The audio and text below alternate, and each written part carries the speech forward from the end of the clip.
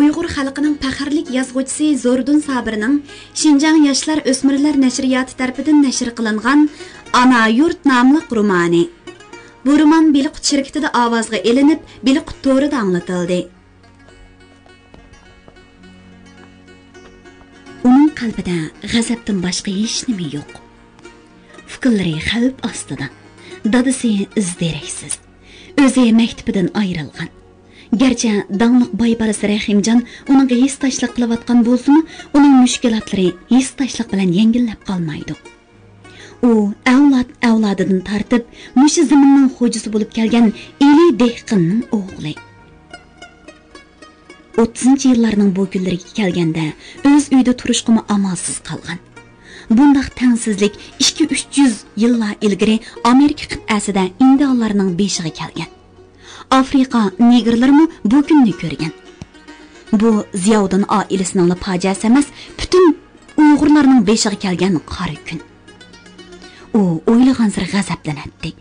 Albatta, g'azab yo'qotishning mahsuli. Nuri tex kichik inisining vahshiylarcha etilganligini ko'rmadi. Qonga milangan bola jasdini ko'rish naqadar dahshat. Bütün mahalla xalqi qo'llariga tayoq to'qmoq, tosh paltolarni elishib, vahshiy askarlarni xuddi qo'noqliqni tilg'igan yov to'ng'izlarni qo'g'lagandek qo'g'ladi.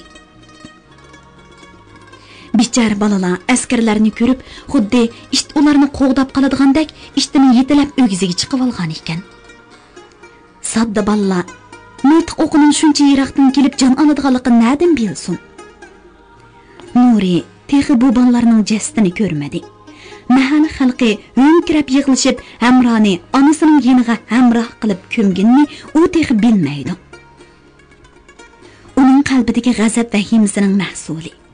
U qon qarz qisosining mahsuliga aylansa, ko'chada ko'ringanli cherik tig' uradigan o'xshaydi. Lekin bu cho'ng ishlarni ko'ngliga pukkan yigitning qiladigan ishi emas. Rahimjon qora qosh, qora ko'z, qonsharliq, oq yuzlik, chiroyli, qomatli yigit o'zidan xilili kichik Sahra o'g'li Nurining yirik sochlarini silab turib,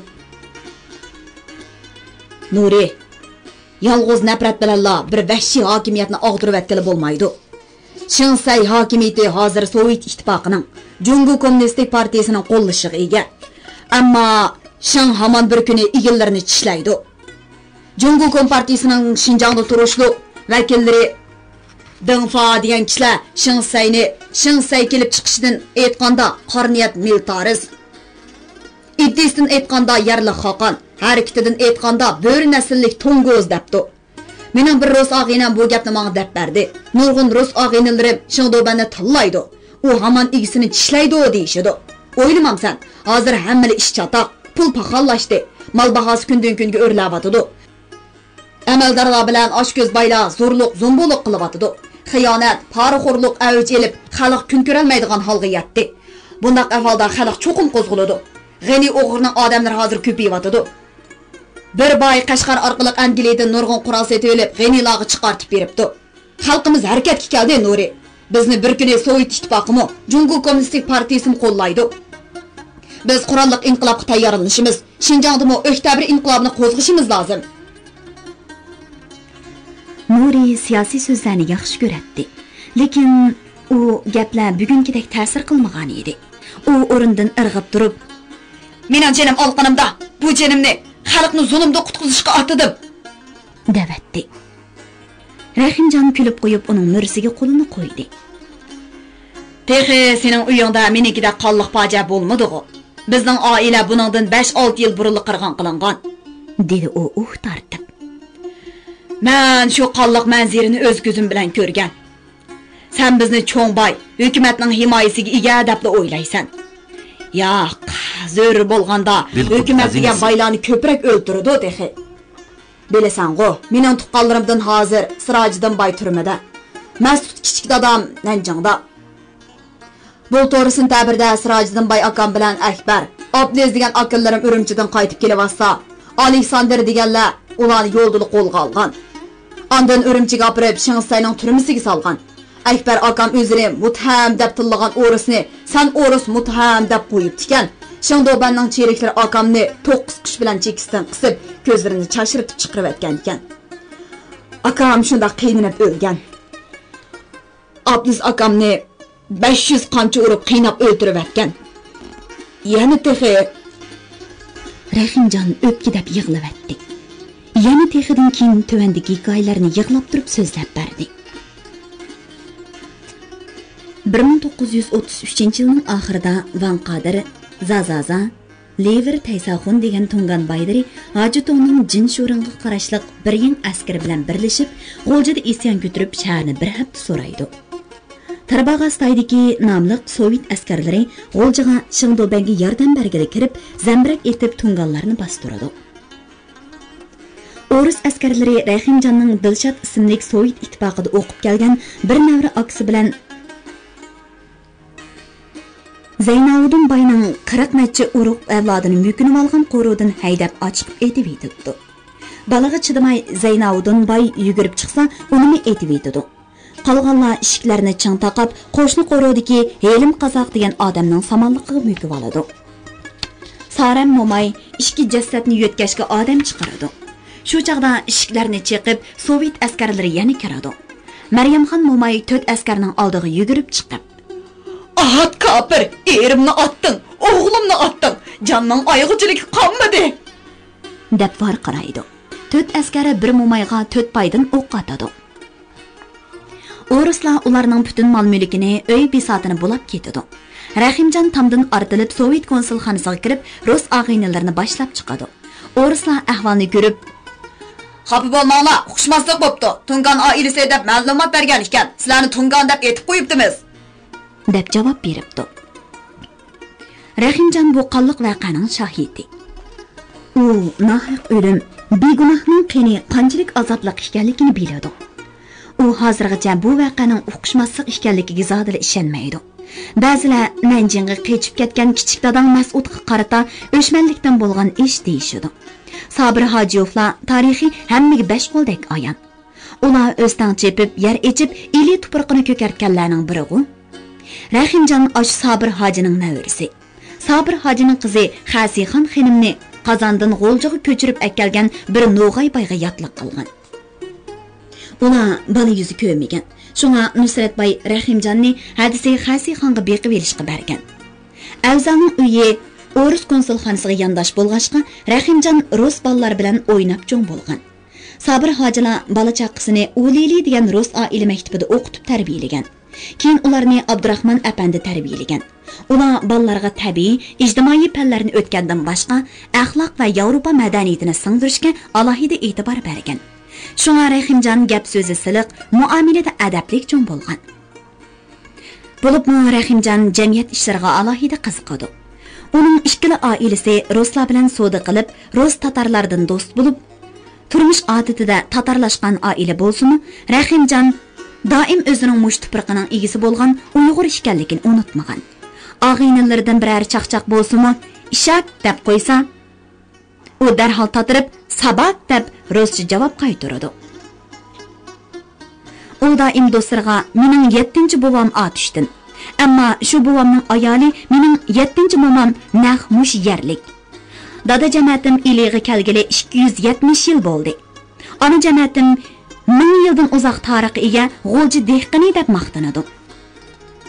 Bu oilaning tarixiga Nuri to'limi qiziqadi. Nuriga Rahimjon o'zining tarixini to'limi obrazli qilib hikoya qilib bergan. To'g'liq Temirxonning navrisi Vaysixon tog' g'olidan eqib chiqadigan go'zal g'oliga dafn qilinib, u yer mazar bo'lgandan keyin uzun o'tmayla Uston Otishning Aqtama degan yeridan bir dehqonning o'g'li Sultoni Uvays mazarini ziyorat qilish istigi bilan Tashliq Qo'rg'oq yezida tirishib pul yig'adi. U dadasidan duo elib, Sultan Bug'raxon mazarida qadimiy Qarxoniylar Uyg'ur davlatining podshohidan panoh tilab, nazr qilib, to'ga va qechir bilan yo'lga chiqadi. U suvsiz cho'llarni besib, tabiat naqshlangan Qoqos tog'ini bo'ylab, uzoq mengib Aqsuga, ondan keyin Mata Shatavar savdogarlarining karavaniga qo'shilib, Guliqoq, Jigida, pista badam qachilangan xo'rjilar ortilgan ikki to'gisini qechirga agashtirib, Mozat dovondan eshib, Eli vodisiga yetib keladi. cheksiz yayloqlar gullar bilan chumkalgan tog' qaptallari yop-yeshil, rat-rat qarg'ay, illiq shamol ishbar purqini urib turadi. Bu yerlarda otishtikidek na kuyuk optob, na chang to'zan yo'q. Tog' suvlari viliqlab kulib, o'ynab sakraydi. O't cho'plari qaramtol, to'q yeshil ranglarda maylag'andek yaltiraydi.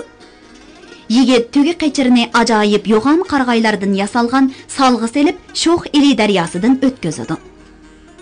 U bundaq daryo, bundaq salnimi otishni ko'rmagan. U oxiri Sultoni Uvayis mozoriga keladi.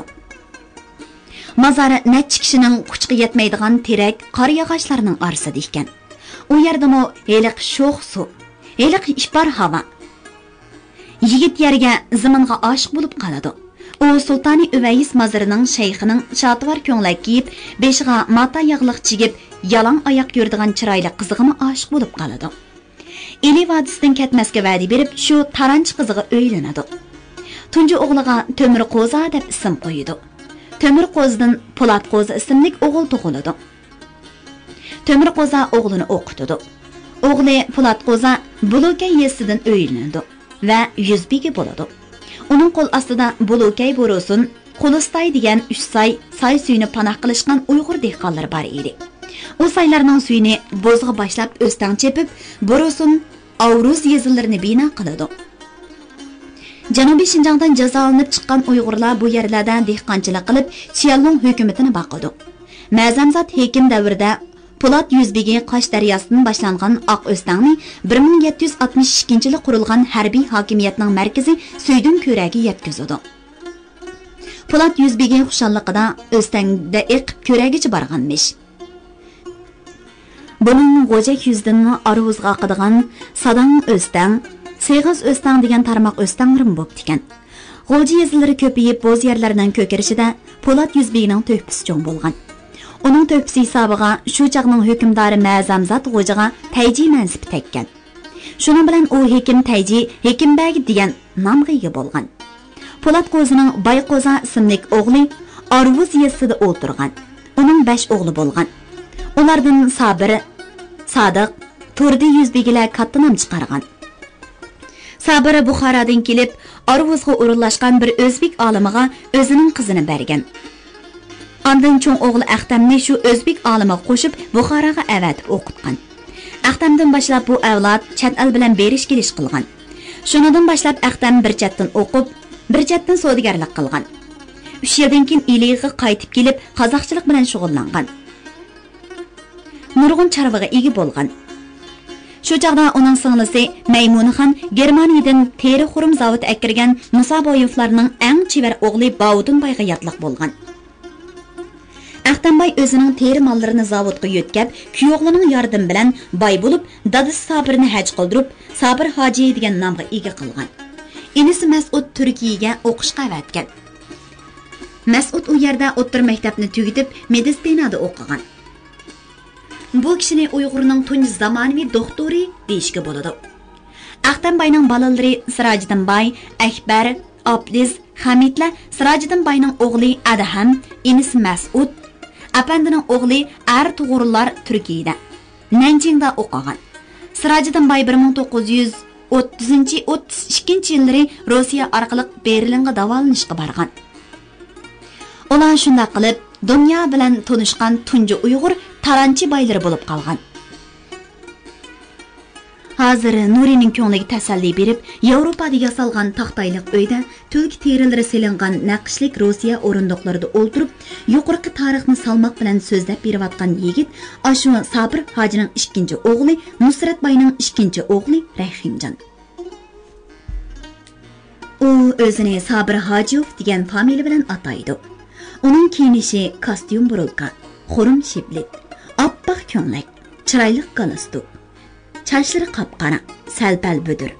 Burut qo'ygan, ko'zlari o'ynab turadi. Ovoz jarangliq, yaqinliq. Baya uning osh chiroyli ko'zlaridan taramlab yoshlar to'kildi. Nuri, sen boy balalar g'amsiz bo'ladi deb o'ylayding. Ba'zi boylar g'am g'ussimi, dard alamga boy bo'ladi dedi u. Nurining xiyoli fikrlariga ko'chdi. Jul-jul yamaq kiyimlarini kiyib, yalan oyoq yuradigan Bara bilan Dara kichkina hamrohlar texicha aynaklik panjara, dariza deganni bilmaydi. U mahallada bundaq dariza yo'q.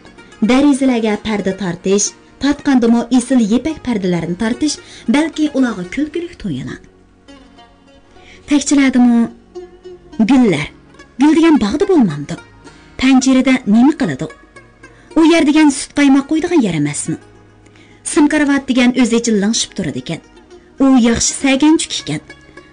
Buni o'zichil naqsh aytadigan patifon degani-chu texi. U fikrlarini aslab beshini sangilatib o'ltirganda eshik chekildi-da, seriq chash, ko'k ko'z bir qiz uyiga usul o'ynagandek sho'xlik qilib kirib, rostchi bir nimalarni dedi. Rahimjon qizga Nurini ko'rsatib bir nimalarni dedi. Qiz tap-tartmasdan Nurini mo'risidan quchoqlab peshonasiga suyib qo'ydi. Krasiviy. Farida deb tunishtirdi Rahimjon o qizni Nuriga. Qiz qaqoqlab kulganda tishlari marvoyitdek yaltirab ketdi. Nurining yodiga darhol Sabiha keldi. Uning vujudi darhol o'tni ko'rgan benzindek yalqilladi. Qayg'u bilan xushalliqning almashmaqi nimanchi tez. Boyili ko'z yesh qilgan Rahimjon mana Farida bilan vals pirqirab qaqoqlab kulmoqda. Rahimjon g'am qayg'uni unutiy oladigan yigit kelgusiga dodil qadam basa oladi degan edi. U shuningga amal qiladi ekan. Nuri qilalami? Nuri o'zini Rahimjonga selishtirib ko'rdi. U o'zining hamisha g'am qayg'u ichida yuradiganligini yaxshi tushundi. Bu uning ojizligi. Unutish, bu bir qaysarlik. Tamak tashlash mushkul bo'lsa-mu, irodaliklarga hech gap emas. Lekin opsining birli nasihati bilan tamak tashlaganlarmi bor? Nuri nimishqi texi Sabihani unutiy olmaydigandi.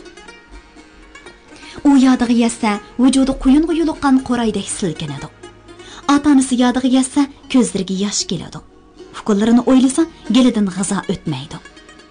U hamisha hissiyotga taslim bo'ladi. Dehqonlarcha oq ko'ngillik uningga ba'zida ovarchilik tepib beradi. Rahimjonning aytishicha, to'limi oq ko'ngil bo'lib ketish kasbiy inqilobchiga ziyonli ekan. Quvluq hiylagarlikni o'rganib olish kerak ekan. Nuri qila olamdi. Quvluq hiylagarlikni o'rganmak, rus tilini o'rganmakdanmi tas. U nimishqimi dehqondan tug'ilib qolgandi, ha? Tatar qizi Faridaning kulkilarining hammasila rasmidi. Dehqon qizlari nimishqa undaq jaranglik, chiroyli kulolmaydigandi, ha? U opsining qaqoqlab kulganini zodil anglamagan. Ammo ko'z yeshini ko'p ko'rgan, yig'i ovozini ko'p anglagan. Dadisi bo'lsa, hammani ishqi kulib qo'yatdi. Hozirmi Nilqi tog'larida, qarag'aylar orasida yoki o'g'irlar bilan o'g'irlik qilib eg'irchilikqa yo'liqqanda, "Men bo'ladi" deb kulib qo'yib yuramdigandi. Anglayotganinglar beli qutoridan anglatilayotgan ovozli asarlar sahifasi. Bechara ana bolalari uchun o'tni ko'mash bo'lib, hech rohat ko'rmay yop-yoshli dunyodan o'tdi. Dadisimi hech rohat ko'rmadi. Sansizlagan odamlar bu dunyoga yig'i bilan ko'z ochadi. Dard, alam, azob oqibat bilan yashab u dunyoga ketadi. Nimishqa bu dunyoning rohati hammaga teng bo'linmagan. Shindobanning qiynatisi, ayoli, qayninisi hammasilar oltin kumush ichida yashaydi. Xohlagan yerga bora oladi, xohlaganini qila oladi, ko'zliginiga erisha oladi. Qiladigan askilik, vahshiylik, erishidigani rohat, farog'at, bayoshatlik. Bu dunyo razillar uchun yaratilganmi? Marhamat, dedi qiz. Nuri cho'chib qizga qaradi. Xiyol bilan xo'shbo'g'li bo'lmaydi u yigit. Turing, tans o'ynaymiz. Bilqut xazinasi. Bilmayman emasmi? Bilmaganga o'ynaysiz? Qiz Nurining qo'llarini kerib tutdi. Bir qo'lni uning beliga qo'ydi va "Siz qiz, men yigit, elib ma'man, o'zingizni bo'sh tuting", dedi. Nurining bajingari kiygan oyoqlari tansiga zodili kelmadi. Bunday putlar yo'l mengishdan boshqaga yaramasi kerak. Qiz hadab uni pirqirtib qaqoqlab kulmoqda. Rahimjonmi kulmoqda. Hamma odam kulmoqda. Birla Nuri g'amgin. taladan biri yugurib kirdi. Bir sakallık dehqonning hocamdan bir cherik boshlab ketdi. Kirsinmi? Kim o? İsmi Muxtar ekan. Muxtar cho'ng dadam? Nuri qizni qo'yib etib hovliga yugurdi. Rastilla darvoza oldida Muxtarbay turardi. Uning o'ngsili o'shgan, ko'zlari qizirib ketgan edi. "Bormisan, Nuri?" dedi u buqildab yig'lab. "Qarmansan bu xumsila Hamroni. Hamroni nima qildi?" Nuri g'anildab titradi. "Aytibdi." Ular quchoqlashib buqildab yig'lashdi. Ularning murillari tinimsiz silkinadi. Tizlari pushkulatdi. Ovozlari texmi ichinishliq edi. Rahimjon ularni quchoqlab hünkirab yig'lavatdi. "Jonga jon, qonga qon olaman." Nuri darvoza kaynab turgan o'rus paltisini havoda pulang'iltib varqiradi. "Sabr qil!" dedi Rahimjon uni chin quchoqlab olib. "Palti bilan birini o'ltira olaysan. Biz birga 100 ning, hatto 1000 ning jinni elishning yo'lini tepishimiz kerak. Nuri, iroda degan mana shunday chaqda ishlanadi." Muxtarbay bilan Nuri shu yerda qo'nib qoldi. Shu kuni kechida G'o'ljada ajoyib voqea bo'ldi. G'ani o'g'ri nurg'un odamning begunoh tutilgan, o'ldirilganligini anglab, Shangan yomilg'i yolg'iz kelib o'zini ma'lum qildi. "Cheriklarni o'ldirganmi, odam bo'lganmi mana men?" dedi u saqchi boshlig'iga. "Tutilgan odamlarni qo'yib ber." Bu gap shu kunlab butun G'o'lja shahriga taraldi. Rahimjon bu gapni kechida angladi. U yana Azamatovning bu ishni Moskvaga ma'lum qilganligi. Moskvadan Shangdobanga tutilganlarni darhol qo'yib etish, naq jinoyatchini tepib jazolash kerak deb telefon kelganligi. Xinjiang Jahongirlikka qarshi uyushmasining bosh kotibi Yushusungning Shingsayning oldiga kirib, Xinjiang Yaponiyaga qarshi urushning orqasibi, xalqning ittifoqligi asosiy kuch, cho'ng vaziyatni muhim bilib, ilidagi begunoh tutqunlarni qo'yib etdi. Xalq qo'zg'alsa, oqibat yomon bo'ladi deganligi.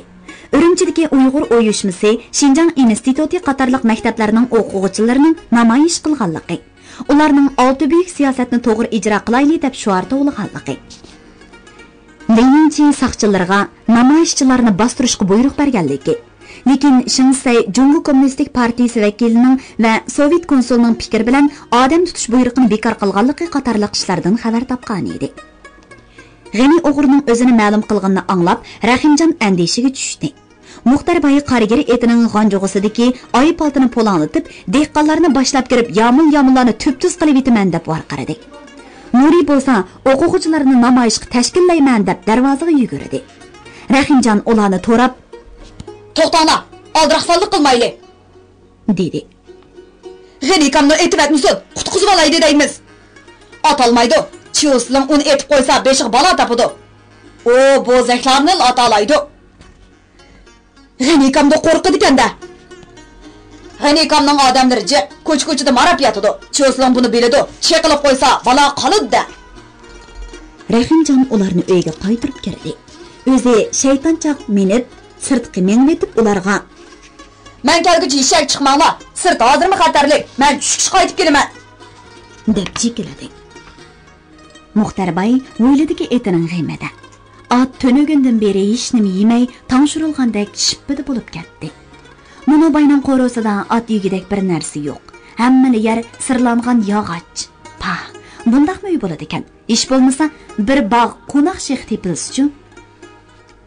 U hoyliga chiqib, etiga bulka, non uvab berishga boshladi. U hoylining bir chetidagi lapasga besilgan tay mollarni ko'rdi-da, berib tutib bir chetini qayirib ko'rib baxdi. Hammasini esil rahm. Kiyim-kechak, po'lat qangaltir, aynak, saranga, kirsin, qog'oz qalam. Hammasi Muxtarbayning mahallasida yo'q nimalar edi. Muxtarbay mushunda qish faslida ot, kala, dugdishib yurgan och to'xular, ot, kala, to'xulardan yem talishib uchib yurgan kaptarlar, qig', tezak, dödü qattiq o'tin, saman to'pan, cho'p beda bu yerda o'qim tepilmaydigan dehqon boyliq bilan to'lib ketadigan yo'g'on ho'ylisini asladi. Uning beg'amo bunda qilin qarliq ishlarda to'shqan o'siga aylanadi. necha yüz yillik qeri qar yog'ochlarining kavaklari, büyük çatqallarning osti to'shqanlarining mehmonxonasi. To'shqanlar bu yerlarda o'zining yovvoyi ekanligini unutib qoladi. U yerlarda bazma, to'y qilishib, quruq shaq qo'raylar bilan huzurlanib oziqlanadi. Muni ho'ylidagi kichkina mevlik bog' ho'ylidan salasun bilan ayrilib turibdi. Avu taraqlab turadigan quduqning suvi ajab suzuk. Ham so'g'uq, lazzatli ekan. Xuddi qishloq tamning buloqlariningidek. Aynak deganimi bo'ladi ekan. Ya so'g'uq, ya shamol o'tmaydigan uyga. Saman qog'ozni panjaraga chaplab qo'ysang, yili Seg'izxon shilimni cho'qilab teshib atgan. Yili bo'ron chiqsa yirtilib ketgan. Pah, o'ris deganlarimiz odamdan boshqa hamma nima yasaydi ekanda.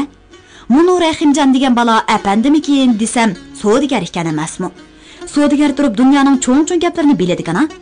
Lenin, Stalin, Moskva, Parij, Shimdoban g'ojamlarni ko'rgandekli gap qiladi-ku. Ha, jonivor. Munu kichkina cho'pni bo'lsimi, ya? Dili u bog'dan qor ostidan ko'kat qo'raylarni yo'lib akilib etiq berib. Shu chaqda vang qilib yenidagi cho'ng bog'da miltiq etildi. Terak boshlaridagi qog'lar qoqildishib, ko'p-ko'p osmon yuzini yopdi. Pah! Bu nimachi qog'a? Nimachi egiz teraklar bu? O, qo'shni baqqa bog' temidan sho'ti bilan yamishib chiqib qaradi. Qanaltir bilan yepilgan uylar, mashinalar miltiq tutgan, peshonasida qizil belgisi bor, uzun mashrang chopon kiyishgan askarlar bog'da yurishadi. Bir askari Muxtarboyning tulki tumoq kiygan beshig'i miltiq tangladi. Mahosanga agishib miltiqining nimaligini yaxshi bilib olgan Muxtarboy o'zini o'ylig'a otdi. "Voy, Nuri, bo'lmadi! Nim bo'ldi cho'ntada?" Nuri o'ylig'a yugurib chiqdi. "O'rislar bizni ot qilib atdi. Miltiqni menga tangladi. Nada? Qani?" Nuri atrofga alaqsadi bo'lib qaradi. "Ava egiz tomning orqasidagi bog'da. U degan Sovet ittifoqining konsulxonasi cho'ndida. G'ichchida askar, mashina, u askar qo'ydigan o'rin o'xshaydi. So'qish bo'lamdi nima?" Inisining o'limini anglab gangrab qolgan, g'azab teq taralmagan yigit g'azab bilan varqiradi. "Ilohim bo'lsa-de, men miltiq etishni o'rganaman cho'ndida. Ham yerni setib, miltiq olaman. Miltiq bo'lsa hammaning bo'ladigan-ku. Yaraysan Nuri, men sen miltiqqa beraman. O'zimni birini olaman. Yaxshi ot bilan yaxshi miltiq bo'lmasa hadi bo'lmaydi ekan. Cho'moq tayoqning vaqti o'tibdi." Nuri cho'ng dadasiga Chiyoslangning bir o'g'li miltiq, o'q-dora, apyon setib yurganligini deb berdi. Bir miltiq 30 qo'yning puliga kelgudak. Nuri hozirgi zamon qurollari to'g'risida kitobdan o'qib olganlarini so'zlayotganda, cho'ng dadasi yo'g'on to'gi sanduqiga yo'linib o'ltirib, xo'rak tartishga boshladi. U sim karvatdan kechichi zodira uxlay olmadi. Nuri qo'liga bir kitobni oldida o'qishga kirishdi. U qo'liga kitob chiqsalar, hammani unutdi. O'ylagan Rahimjon oldirab xushal kirib keldi. "Xo'sh xabar?"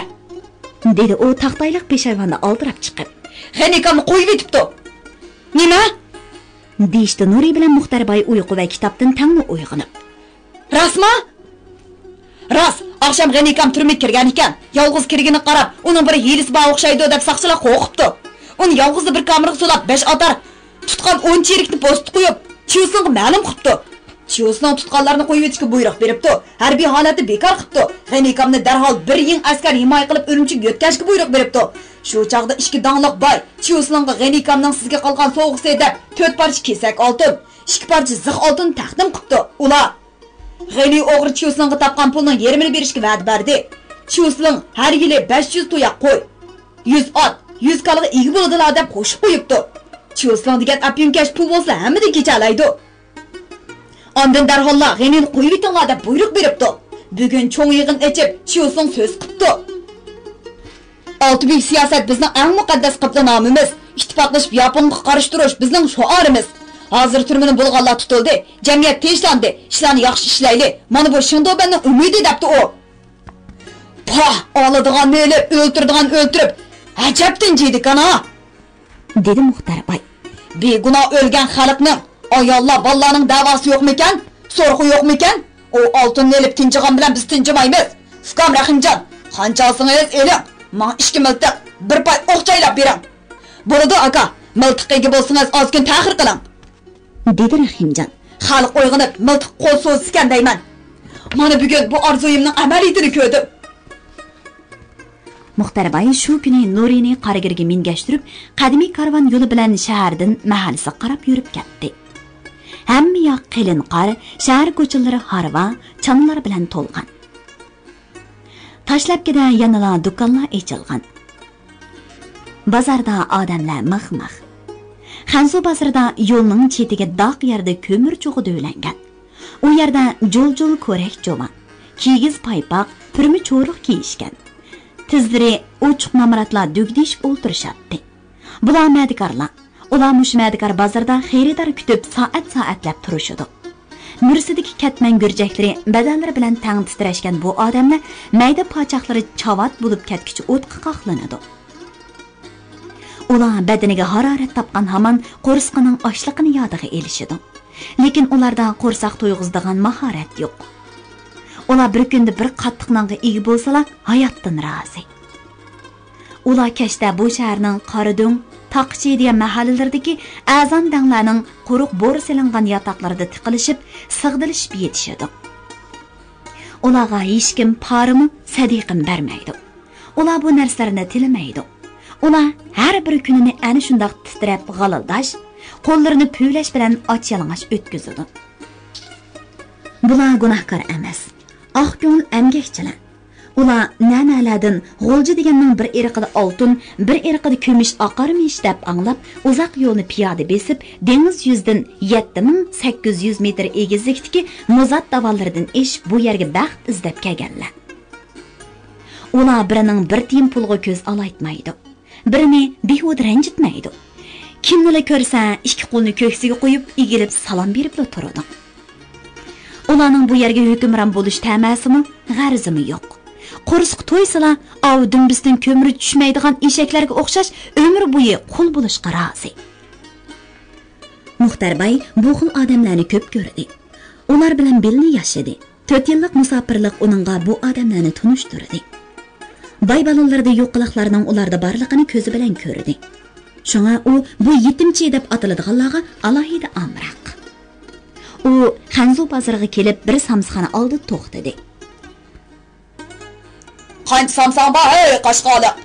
Qancha lazım te hocam? Dugdayganlarni sanab kela, Nuri. Jugo. Har biriga 5 dan samsa, birdan girdirib beray. Yashab kelsinlar hocam. Savob deganni usib oladigan bo'ldilar-da. Senmi pul deganni usib olsan, Qashqoliq? Qashqoliq deydiganlar, yana samsiri beradiganlar hocam. 7-chi deganning hammasi Qashqoliq jumsalar. Xo'tallik, oqso'liq kuchaliqlarim bor. Hammasining tamg'isi Qashqoliq. Nuri yugurib keldi. 72 ekan, dedi u hasrab. Tam to'yda 2-3 dan balasi bor, 3 xutim o'ltirdi. Ha, mayli. 80 bo'lsin. 400 samsa, 80 girda necha bo'ladi? Sanamal, ola. Muxtarbay g'anjug'usidagi qil xurjunni samspazning oldiga tashladi. Xurjunning ichki beshi liqqida qog'oz pul edi. Kechda ular mahallasiga qaytib chiqdi. Mahalla sirtida zaratkorlik bor edi. Nuri zaratkorlikda o'nsilib yig'ladi. U otdan tushib, tizig'i keladigan qarni kechib, opsi bilan ukisining qabrisiga qarab yugurdi. Muxtarbayni otdan tushdi. Uning soqol burdi qirov bog'lab oppoq bo'lib ketgan edi. "Jonim ukam, hamroh ukam!" Nuri ho'ntirab yig'lab kichikina qabrni quchoqlab tipirladi. Muxtarbayning kichik qabri yanidagi cho'ng qabrining oldida tizlandi. "Qarindishim, bolalarni asray olmadim. Meni afv qil," dedi u ich-ichidan urg'ib chiqayotgan azob alam bilan silkinib. Nuri qorong'i tushganda ozirg'an, mukchaygan holda o'ylisiga kiradi. O'ylida ikki qo'li bilan ko'rak jo'v sirtidan bog'langan oq mata potiga tayinib egiz bir gavda sal egilib turadi. "Dada!" Nuri buqildab yig'ilganicha uningga qarab yugurdi. "Yig'lama bolam," dedi Ziyovuddin titrangi bo'g'iq ovozda ostan bolasining yirik chochlarini silab. "Yig'lama bolam. Yig'lavermay, bizmo boshqalarni yig'lataydi." Nuri dadasining tunji hikmatli so'zini angladi. Qaranğu qishning uzoq kechilarini G'ulji Uyg'urlari mashrab bilan ko'ngillik o'tkazishga odatlangan. Yezlarda, shaharlarda boylarning, kambag'allarning mashrablari o'ziladi. Bunday mashrablarga Hekimbax xo'jam texim amroq. Egiz bo'yliq, qanşarliq, kichkina sarg'ush kak saqili yuziga yarashgan, kam so'z, muomili siliq, xushxuy kelgan Hekimbax xo'jamning atrofiga shahar yezlarining boylari, amaldorlari, dangliq chaqchaqchi, gapchilari, sazanda naqshchilari to'plangan. Ular mashrab bilan qishni o'tkazadi. Bu xil mashrablarda hamma ili naqshlari aytiladi. Usulchilar hunar ko'rsatadi. Chaqchaqchilar qiziq chaqchaqlari bilan xo'jamni kuldirib, hayotning ko'ngillik ekanligini isbotlaydi.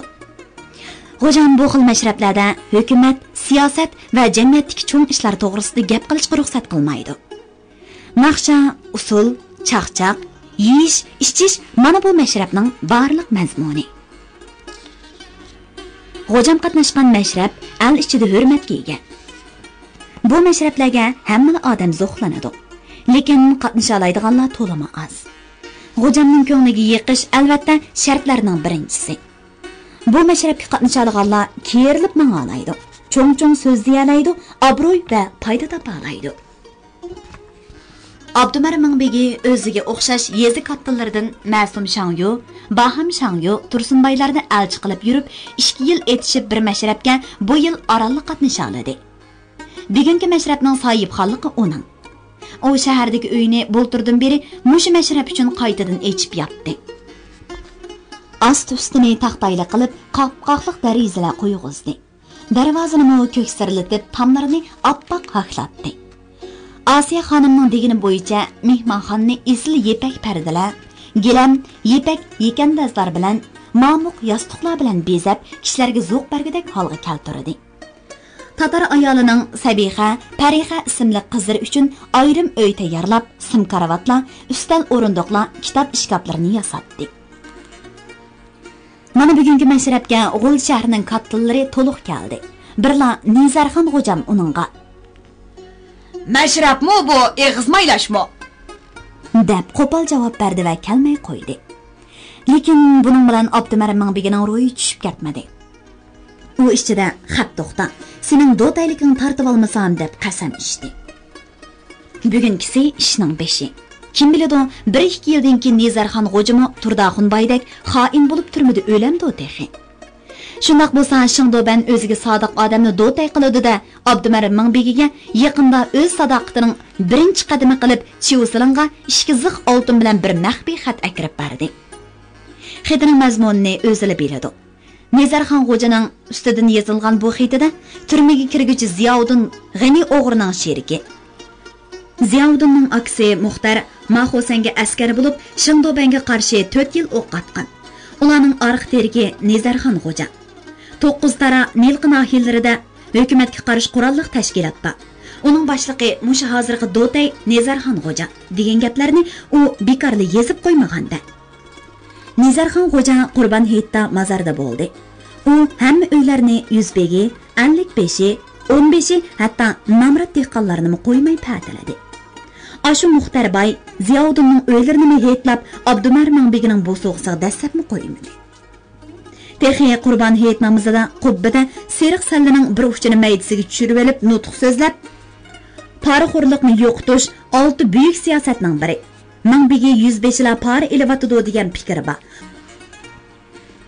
Parixo'rlik hukumat oldidimi, Xudo oldidimi gunohga bo'g'ilganlik dedi. Uning tilining ostida til bor. Ziyakning o'z yerining dallarini to'kkanligi rost. Aysa Shangyoning 3 yildan to'kmay uning yerini teriganligi uningga 5 qo'ldek ayon. Lekin Aysa Shangyo men oq deb turvasa, uni qora deyishga Mingbegining tili qandoq bo'lsin? Mingbegini saylaydigan ishni heliqi moliya noziri chiqarganmish. Qurusin. Aysa Shangyolarni ranjisa, Abdumar Mingbegi na'dan ovoz kelatdi. Bütün taranchilar uning chiroyiga qarab ish qiladigan tursa, Aysa Shangyoning to'riq yo'rg'ini Mingbegiga mindirib qo'yishni paridigili bo'lamdi. Hekimbax xo'jamni Sayram ko'li bo'yida qalmoqlar 40 qo'y, 4 tay, 3 qisir baytal so'yib bir hafta mehmon qildik. Bular para emasmikan? Mushu xo'jamga yarsam baylog'i yarayman. Baylog'i yarsamla Mingbegi, Shenjang, Do'tay bo'lib o'rlab beraman. naqshi bilan soz qizamoqda. G'ojam beshini sangilatib, badaxshan qurib o'tirib, uzun barmoqlarini yumshoq xurum o'tkining qo'njag'i asta chekib, butun ishqi bilan iri naqshilarini anglamoqda. Zikri al-Pattaning duttari Abduvali Jarulla degan yigitning ovozi har qachon jon egisini ezib yetadi. O'stangning tegi laydur, chapsi ketman o'tmaydi. Zalim to'ngchisi bayla beshimizdan ketmaydi. G'ojam o'zi bag turib namratlarning nola faryodiga nemanchi quloq soladi ekan. G'o'ja tavasidagi 17 g'olining 3 uning. 2000 o'ylikdek yanchi uning yerini teriydi.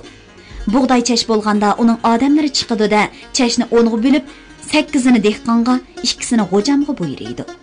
Chuluqay to'xoch yuz shag'liqdan uning yerining hisobi yo'q. Bütün g'ollarning suyi, yurtlarning xeyli ko'pi, mono shahar yenidagi jirg'ilon atrofidagi yerlarmi hammasila uning. U bir kun emgak qilmaydi. Kiyimiga to'p qo'ndirmay, yezicha, qo'za, qimiz bilan tog'larda mevaning shirinlarini yeb bog'ladi yurdi. Uning ochliqining soni yo'q, melimi shundaq. Lekin uni hech kim parixo'r demaydi. Men bir yo'rg'a olganimga hammani eg'izda parixo'r deb tillanmoqdaman.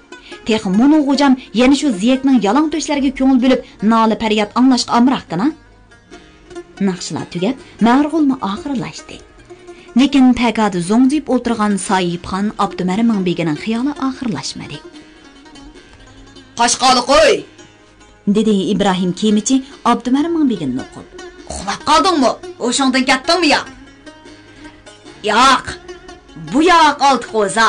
Bir toy qancha bo'ladi deb hisoblab chiqara olmayotidi", dedi Bo'xan Ko'r degan chaqchaqchi, chaqchaqni uninga markazlashtirmoqchi bo'lib. Har kuni saharda turib qo'ychilardan qancha to'l oldik deb so'rashning o'rniga qo'ylarning qumliqi qancha deb so'ragadek. Abdumarimning begining laqimi xasis bo'lg'achqa, uning xasisligi chaqchaq bilan dumbalanishga boshladi.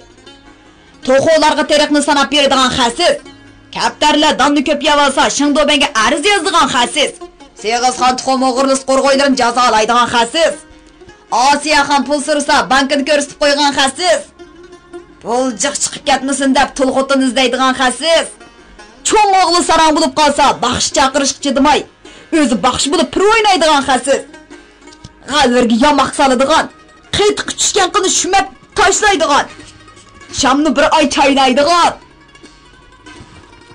Kulib ko'zlaridan yosh chiqib, hujaylari uzilgidek bo'lgan G'ojam oxiri qo'lini ko'tarib, chaqchaqni to'xtatishga sharat qildi. Chaqchaq to'xtadi. Abdumarimning begi o'rindan turib, qo'llarini qovushtirib, "Qani, qimizga boqayli. To'gining qimizi. Mashrabni deb 4 tugini uyda bet qimiz qildirdim. Oqsham qilgan yeng qimiz G'ojam", dedi u bir qo'ngan qimizni ishmaydigan G'ojamga alohida tushuntirib. "Kavob olsala G'ojam." Ha, dedi G'ojam. "Amdi xasis demasak bo'lg'adak. Qishda to'ga qimizi paxlan kopi.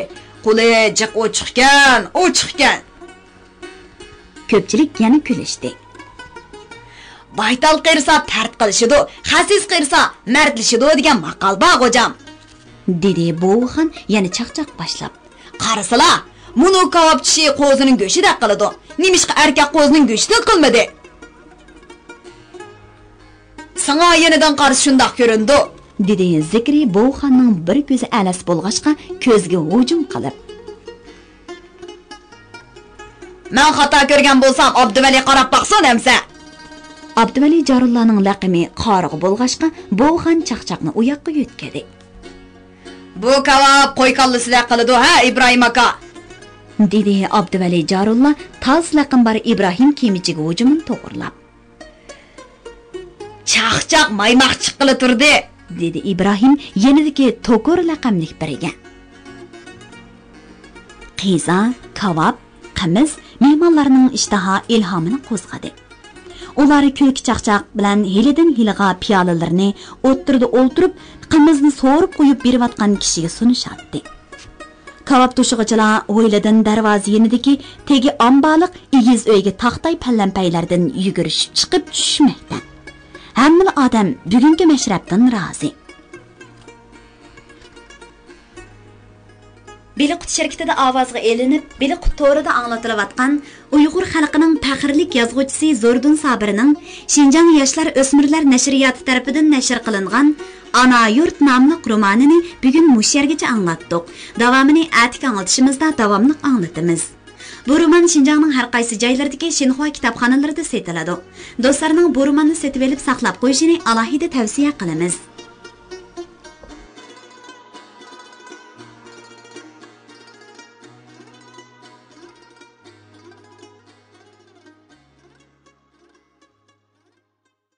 Biliqut xazinesi Uyg'ur xalqining urf-odat, mashhur shaxs tibobat, maqol tamsil, cho'chak, rivoyat qatorliq Uyg'ur madaniyat xazinasidagi bebaho go'rlar. Karton ilpa, qonun nizom, ishorat tili, tan tarbiya, fizika, ximiya qatorliq 600 dan ortiq kasbiy sohadagi Uyg'urcha, Xanzucha, ingliz 3 xil til, 6 milliondan ortiq so'z, ovoz ham surat bir gavdalashtirilgan kompyuter yumshoq detali. Bilmaganni Bilqutun bil. Bilqut xazinesi